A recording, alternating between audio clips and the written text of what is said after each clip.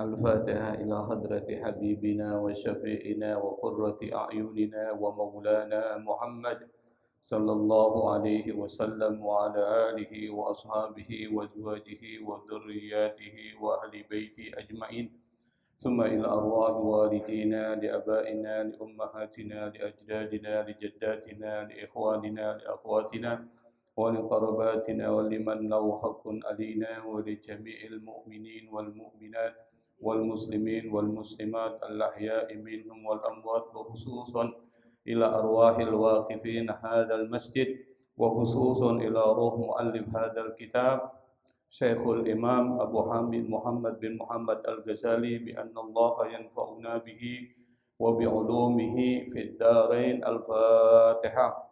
أعوذ بالله من الشيطان الرجيم. بسم الله الرحمن الرحيم.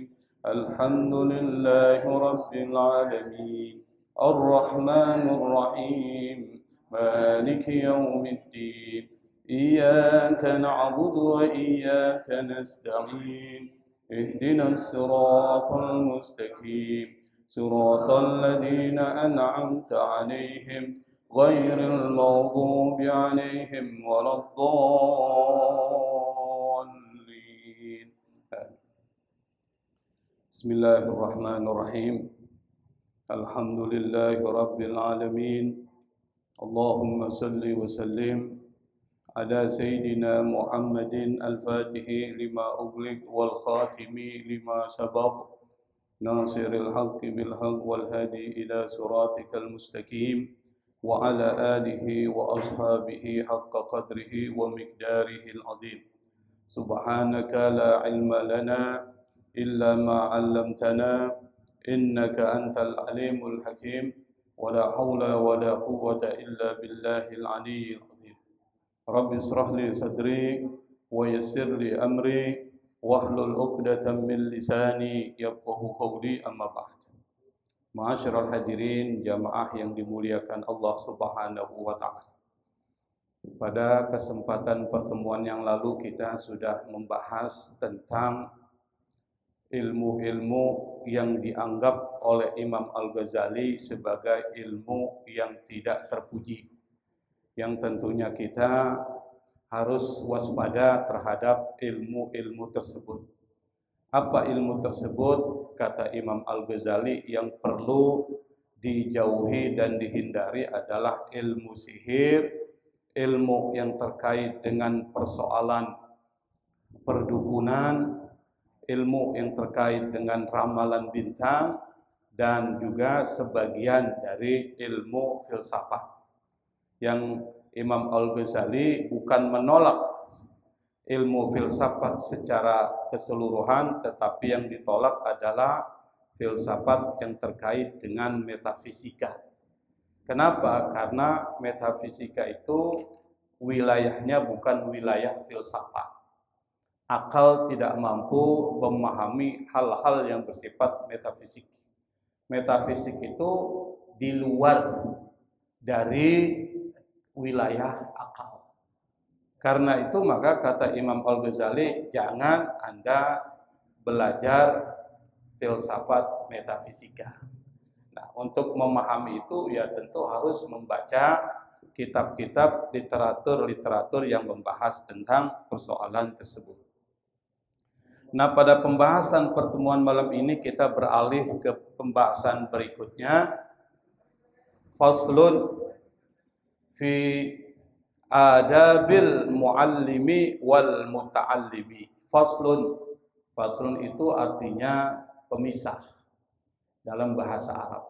Faslun bisa juga artinya kelas. Tapi yang dimaksud di sini faslun adalah pembahasan, al-bahas. Tentang apa? Fi adab. Adab ini artinya etika. Jadi kalau bicara etika itu biasanya bicara tentang persoalan sesuatu yang direkomendasikan untuk dilakukan. Itu adab. Beda dengan ahkam. Kalau hukum itu lain. Tapi adab itu di dalamnya ada hukum. Adab apa? Al-muallimi. Al-muallim ini adalah bentuk isim fa'il dari allama yu'allimu, ta'lim, orangnya muallim. Artinya yang mengajarkan. Makanya di dalam masyarakat Betawi guru itu disebut muallim. Disebut muallim atau kita juga sering menyebutnya guru. Yang maknanya adalah sama. Wal muta'allim. Yang kedua adab muta'allim. Dari akar yang sama allama ketambahan ta'allama. Maka muncul nanti ta'allum sa'atan, belajar 1 jam khairun, lebih baik dari apa? Titik-titik. Nah, orang yang belajar namanya muta'allim. Artinya guru, murid. Kalau dalam bahasa sekarang ini ilmu belajar di Indonesia namanya peserta didik. Jadi sudah mengalami perubahan. Ammal muta'allim, Imam Al-Ghazali membahas tentang adab yang belajar dulu. Nanti yang guru juga ada adabnya, enggak sembarangan guru itu. Sekarang yang belajar, adabnya apa ini? Kenapa kita belajar enggak masuk-masuk otak kita itu? Adabnya yang tinggal pelajari. Kita belajar nih, masuk kuping kanan, keluar kuping kiri. Cuma transit sebentar, 2 detik. Setelah itu hilang. Sampai berjam-jam. Ditanya, apa yang dipelajari? Lupa. Tahu tuh. Nah, gimana caranya supaya tidak lupa? Ini diajari oleh Imam Al-Ghazali ini. Ammal muta'allimu, adapun orang yang belajar muta'allim itu artinya murid.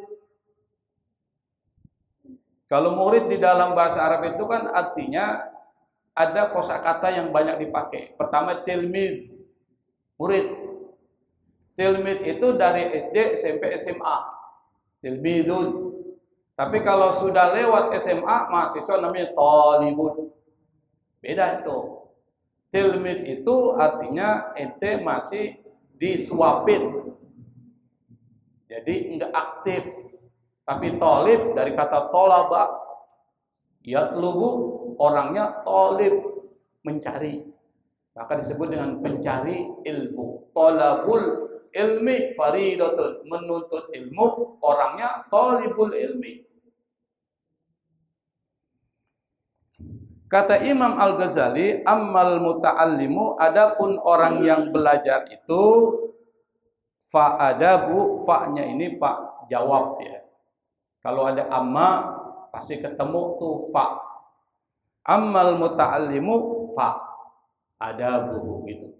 Kalau belajar bahasa Arab. Yang nggak mau belajar bahasa Arab nggak usah diingat, lupain aja. Yang mau belajar bahasa Arab, ini ilmunya. Adapun orang yang belajar itu fa'adabuhu, adabnya, etikanya, aturan-aturannya, wa wadhaifuhu, wadhaif itu dari wazifah, tugas.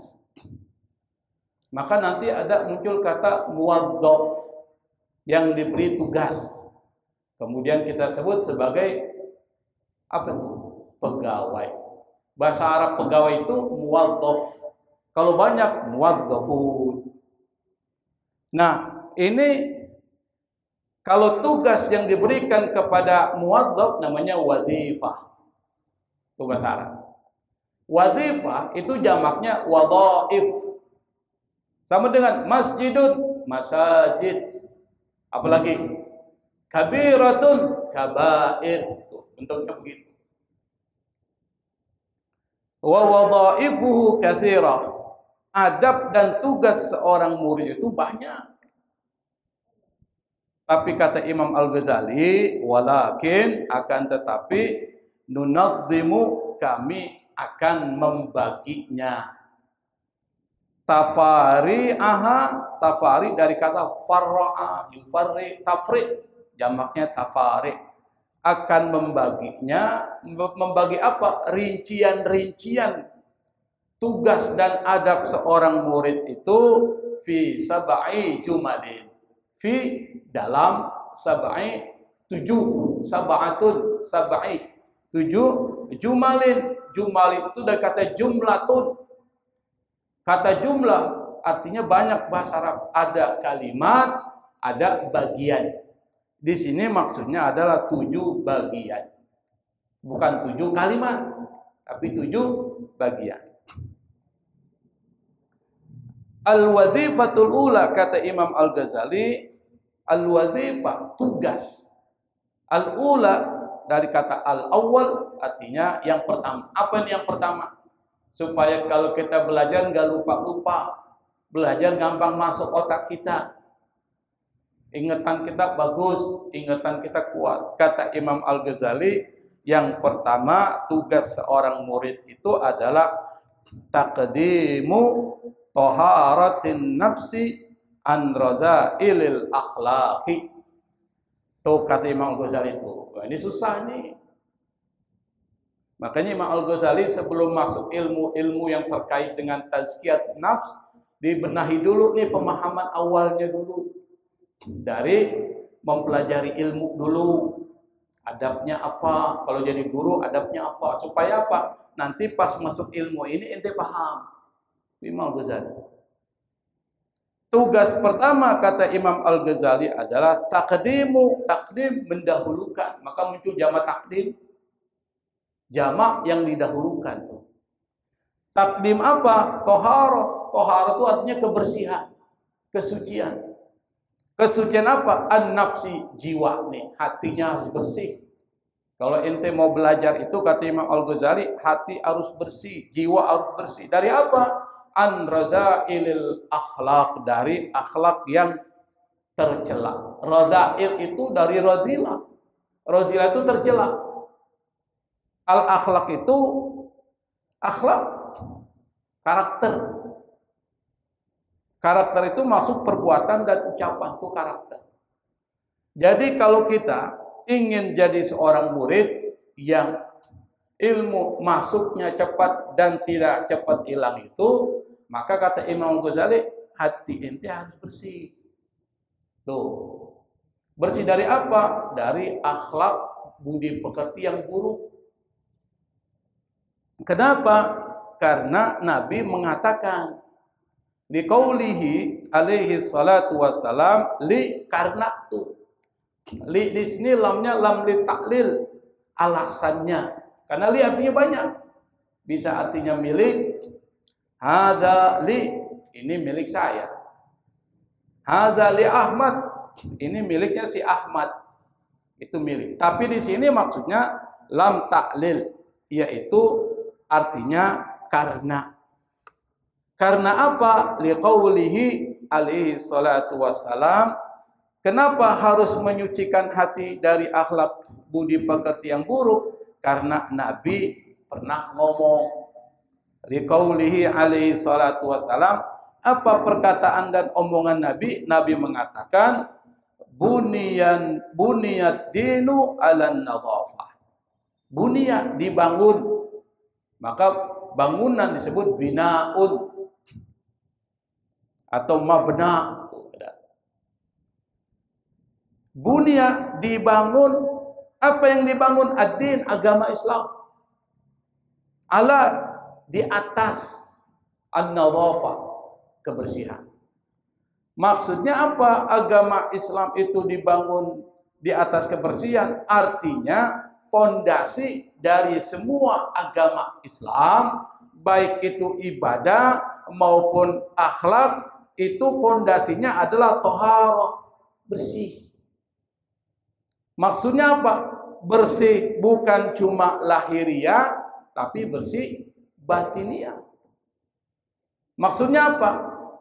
Batiniah, ente kalau mau belajar, tujuannya bukan karena sesuatu yang lain. Tuh maksudnya. Ente kalau mau belajar, tujuannya adalah karena Allah. Kalau sesuatu yang lain, maka kita akan mudah kecewa. Kita belajar supaya populer. Kalau nggak populer, kecewa nggak? Kecewa. Kita belajar supaya nanti nilainya tinggi. Ternyata udah belajar capek-capek nilainya nggak tinggi. Kecewa nggak? Kecewa. Kita belajar supaya lulus ujian. Pas kita belajar, ternyata nggak lulus ujian. Kecewa. Maka kata Nabi, semua aktivitas kita, baik itu ibadah dan akhlak kita itu fondasinya an-nadhafah, bersih. Lahiriah bersih, Anda tidak ada najis.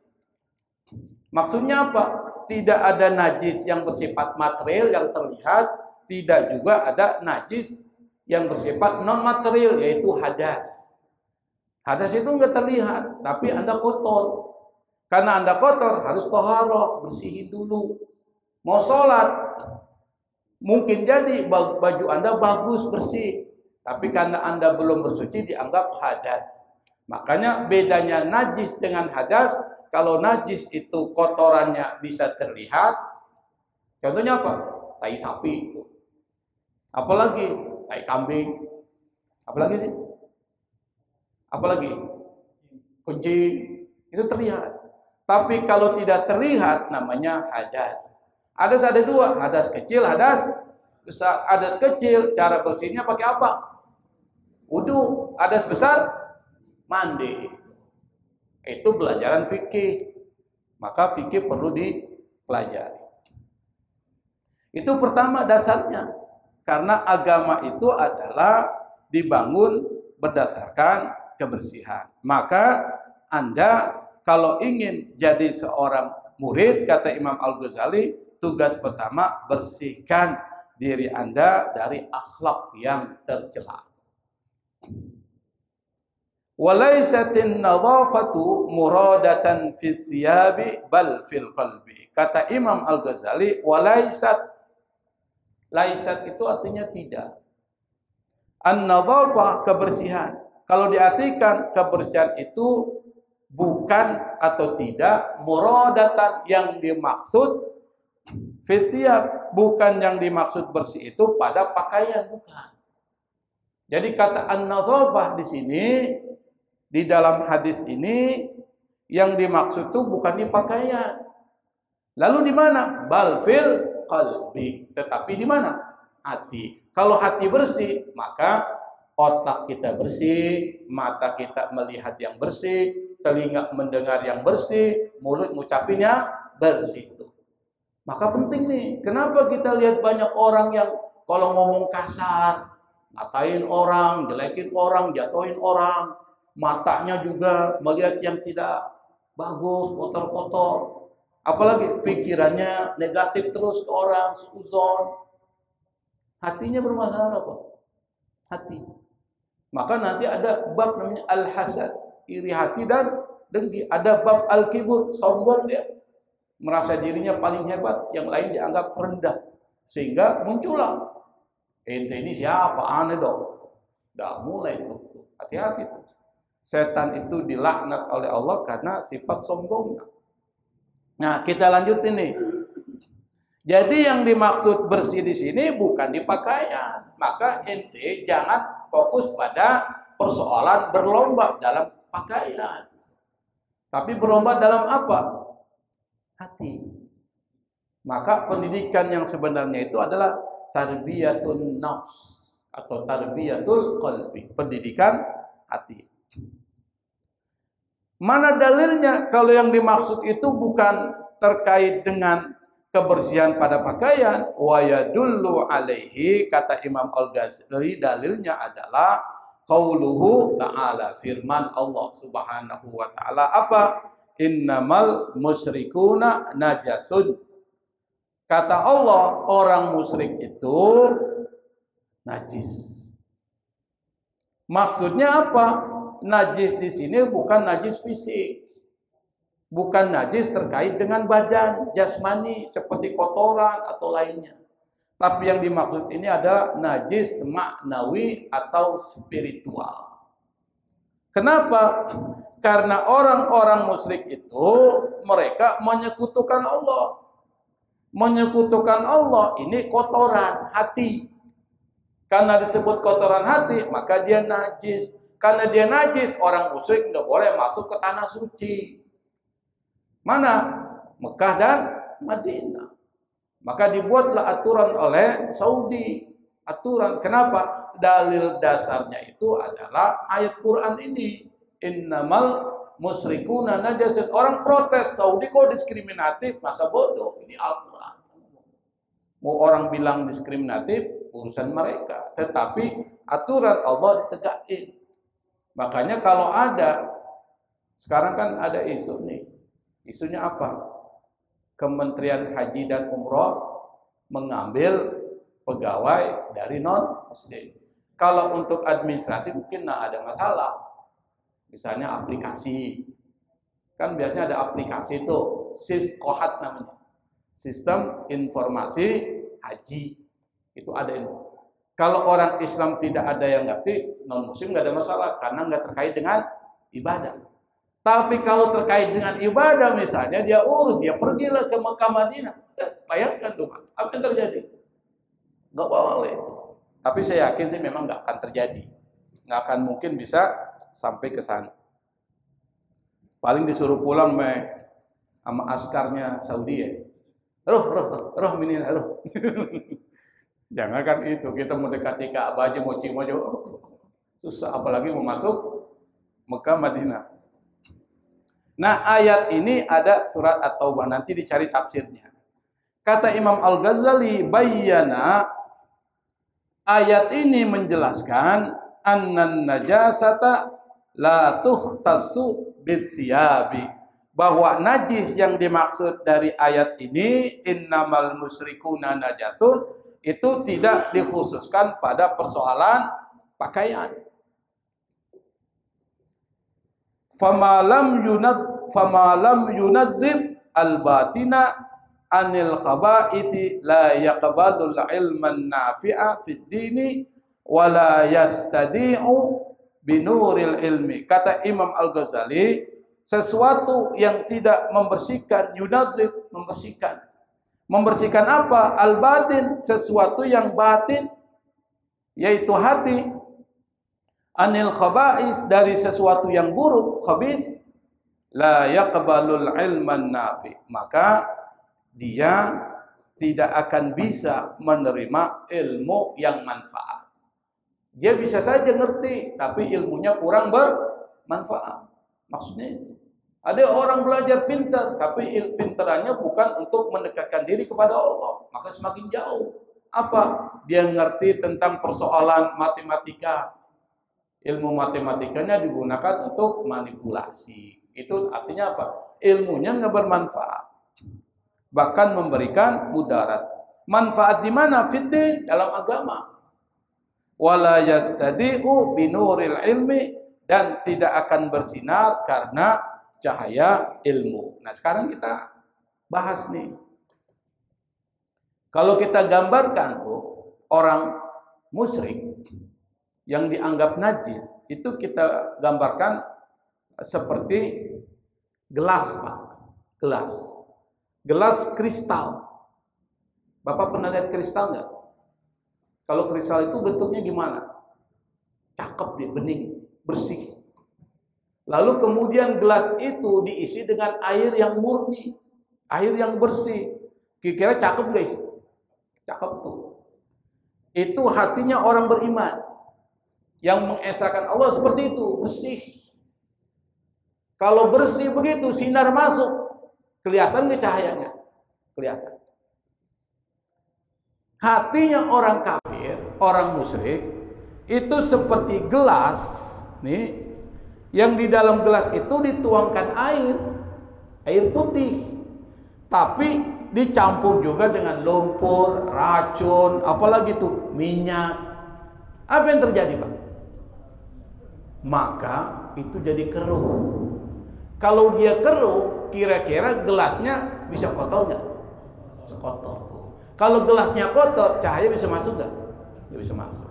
Makanya kata Allah, khatamallahu ala qulubihim wa ala sam'ihim wa ala absarihim bisyawah. Orang-orang munafik itu, kata Allah, kenapa kok seperti itu perilakunya? Allah tutup hati mereka. Kalau hatinya ditutup, maka telinganya ditutup. Maksudnya apa? Ente mau nasihatin juga susah. Dinasihatin susah, dia nggak masuk nih. Apalagi matanya gisyawa, tertutup. Maksudnya apa? Kalau ada orang lain susah, dia nggak peduli. Ada orang miskin, dia nggak peduli. Ada orang menderita karena kebijakan dia nggak peduli itu. Nah, orang-orang seperti itu kata Allah, Allah sudah tutup tuh hatinya, tak distempel, maka disebut dengan khatam. Khatam itu stempel. Siapa? Kita lihat para pejabat-pejabat kita tertutup hatinya. Maka ketika dinasihatin, kira-kira dia kembali nggak kepada kebenaran? Susah. Kenapa? Tadi ini sudah tertutup, telinganya tertutup, matanya nggak peka. Yang terjadi apa? Orang seperti itu dosanya udah kebanyakan karena hatinya itu sudah banyak titik-titik hitam, maka sulit untuk dibersihkan. Kalau sudah sulit untuk dibersihkan, innalillahi wa inna ilaihi raji'un. Itulah musibah terbesar yang dialami orang tersebut. Itu kalau kita bikin analoginya atau kita bikin gambarannya. Pertanyaannya adalah, kenapa seorang murid itu kalau ingin ilmunya bisa memberikan manfaat dan ilmu itu masuk ke dalam dirinya ketika dia belajar, alasannya kenapa? Alasannya itu ilmu seperti cahaya, kata Imam Al-Ghazali. Sementara hati yang kotor itu menolak cahaya. Supaya cahaya bisa diterima, hatinya diapain?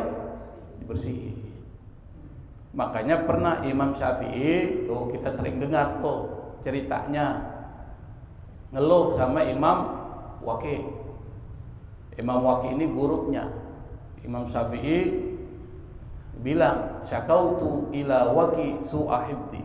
Saya melapor, berkeluh kesah kepada Imam Waqi' tentang hafalanku yang buruk, ngapalnya susah. Imam Syafi'i, Pak, Imam Syafi'i ngeluh hafalannya buruk, apalagi kita ya. Imam Syafi'i, bayangkan umur berapa tahun dah hafal Muwatta, ngeluh hafalannya buruk. Coba kita, saya bacakan satu hadis, Bapak ingat nggak? Yakin lupa? Yakin ya, bukan lagi saya ini, hakul yakin, lupa. Imam Syafi'i ngeluh hafalannya buruk. Lalu kata Imam Waqi', fa'arsadani, Imam Syafi'i mengatakan fa'arsadani ila tarkil ma'asi. Kata Imam Waqi', dia berikan arahan kepada Imam Syafi'i, kalau ente ingin hafalan ente bagus, maksiat tinggalin. Itu maksudnya. Terus Imam Syafi'i mengatakan fa innal ilma nurun, ilmu itu cahaya. Wa nurullah la yuhda lil 'asi. Dan cahaya Allah enggak mungkin diberikan kepada orang yang maksiat. Kenapa? Hatinya gelap. Kalau hatinya gelap, susah nerima cahaya, dia nolak. Bisa dipahami, Pak ya?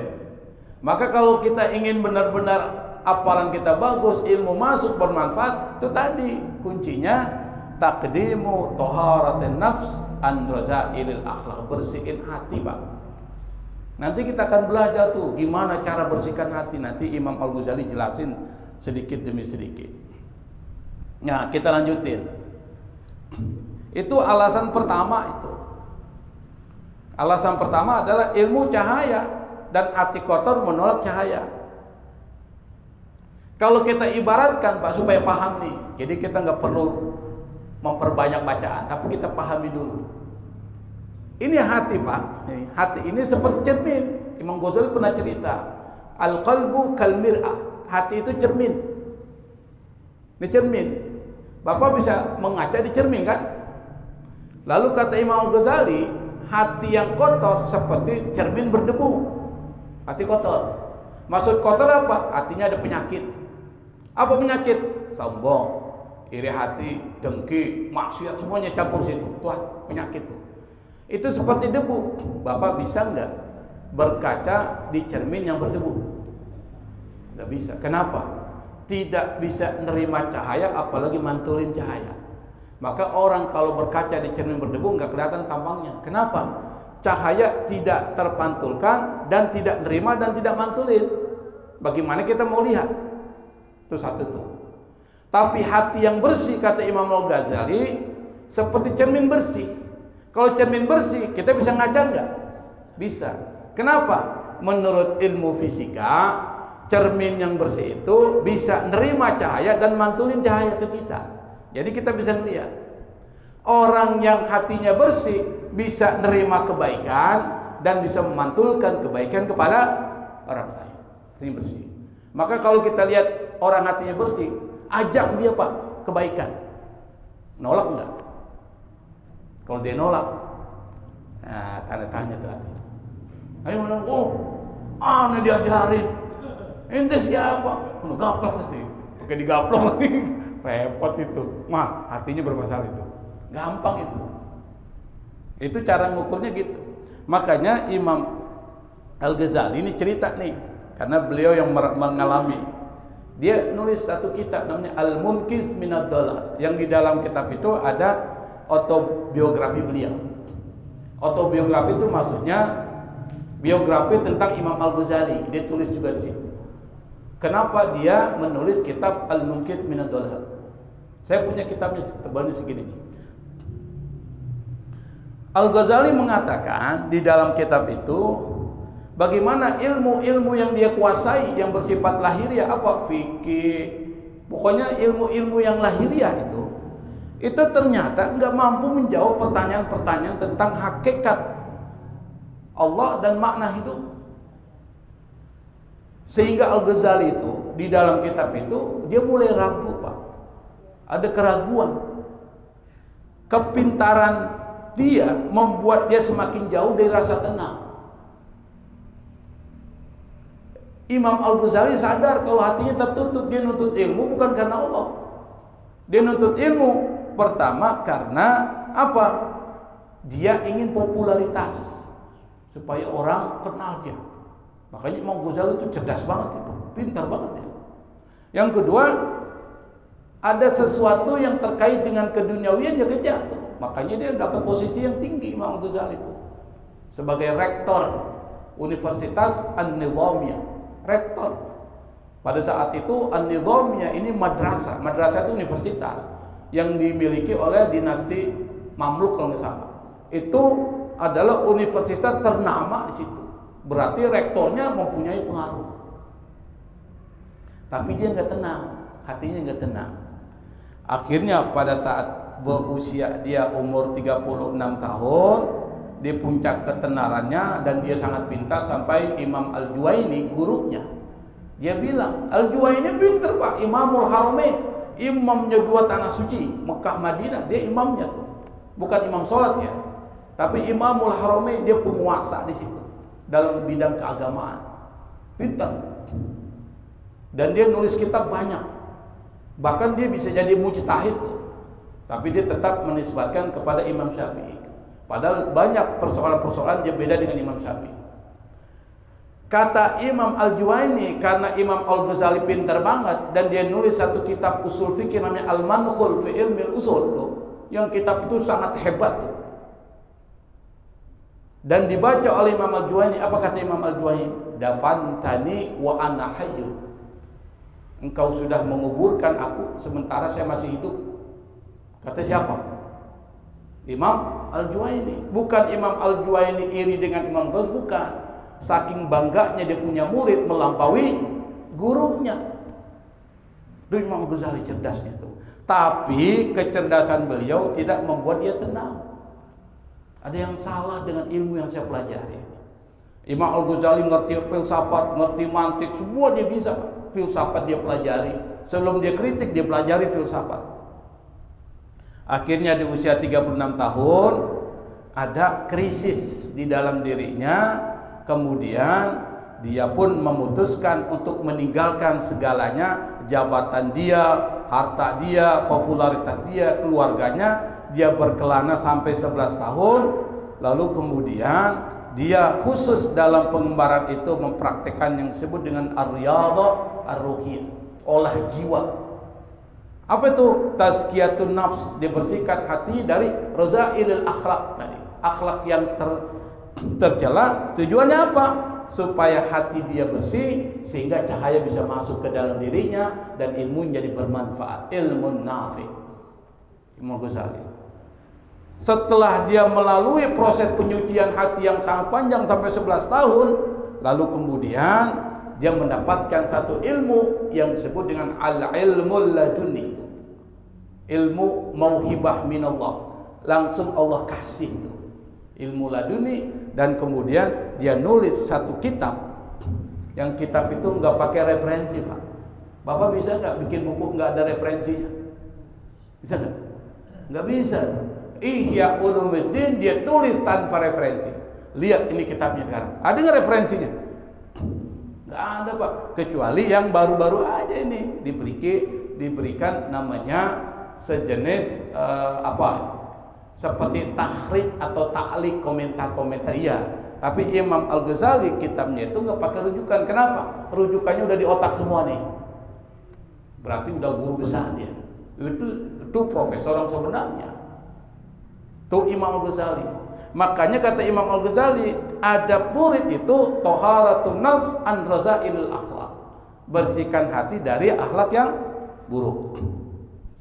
Kita lanjut ini. Kalau terlalu banyak bicara biografi, repot juga kan. Qala Ibnu Mas'udin, berkata Ibnu Mas'ud. Ibnu Mas'ud ini adalah Abdullah bin Mas'ud, sahabat Nabi yang pernah dia ditertawakan oleh para sahabat. Kenapa? Karena betisnya kecil. Betisnya kecil. Nabi tanya, lalu kemudian Nabi bilang sama sahabat, kenapa engkau tertawa? Emangnya ada yang salah dengan Ibnu Mas'ud? Para sahabat bilang, kita ketawa ya Rasul karena betisnya kecil banget. Apa kata Rasul? Betisnya dia itu kalau ditimbang itu lebih berat daripada Jabal Uhud. Bayangkan itu dari betisnya itu. Maka nanti di timbangan Allah pada saat mizan itu, selain amal yang ditimbang, selain kitab amal yang ditimbang, yang ditimbang ada pelakunya juga nanti ditimbang. Termasuk Ibnu Mas'ud kalau ditimbang betisnya aja melebihi daripada Jabal Uhud tuh. Rasulullah membela Ibnu Mas'ud. Kenapa? Ibnu Mas'ud itu mufassir. Kalau dia baca Quran enak banget. Rasul paling senang kalau dengerin bacaan Quran Abdullah Ibnu Mas'ud. Dia termasuk asisten, staf khusus dari Rasulullah. Staf khusus itu Anas bin Malik. Nah, salah satunya adalah Abdullah Ibnu Mas'ud. Apa kata Ibnu Mas'ud? Laisal ilmu bi kasratir riwayat. Ilmu itu bukan karena banyak meriwayatkan hadis, bukan. Kata Ibnu Mas'ud, innamal ilmu nurun. Ilmu itu adalah cahaya. Yuqdhafu, yang ditanamkan, dihujamkan fil qalbi, di dalam hati. Itu disebut dengan ilmu itu. Kata Abdullah Ibnu Mas'ud. Wa qala ba'dul muhaqqiqin, sebagian ulama tahqiq yang sudah sampai pada hakikat ilmu ma'rifat, itu muhaqqiq tuh. Sama dengan al-arifin. Wa qala ba'dul arifin, berkata orang yang sudah sampai tingkatan ma'rifah. Kalau ini ba'dul muhaqqiqin, orang yang sudah sampai pada ilmu hakikat, Pak. Muhaqqiq tuh. Bukan muhakik orang yang mentahkik, bukan ya. Kan ada orang mentahkik tuh. Mentahkik tuh maksudnya dia memberikan komentar lalu memberikan ini kesimpulannya begini, itu tahkik tuh. Tapi yang dimaksud di sini adalah ulama yang sudah sampai pada ilmu hakikat. Apa kata sebagian ulama al-muhaqqiqin ini? Ta'allamnal ilma li ghairillah. Kami belajar ilmu bukan karena Allah. Fa'abal ilmu ayyakuna illa lillah. Maka ilmu menolak.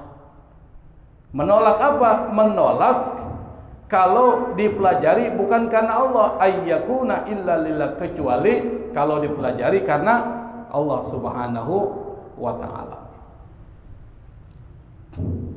Maksudnya apa? Ay al ilmu aba. Ilmu itu aba, menolak.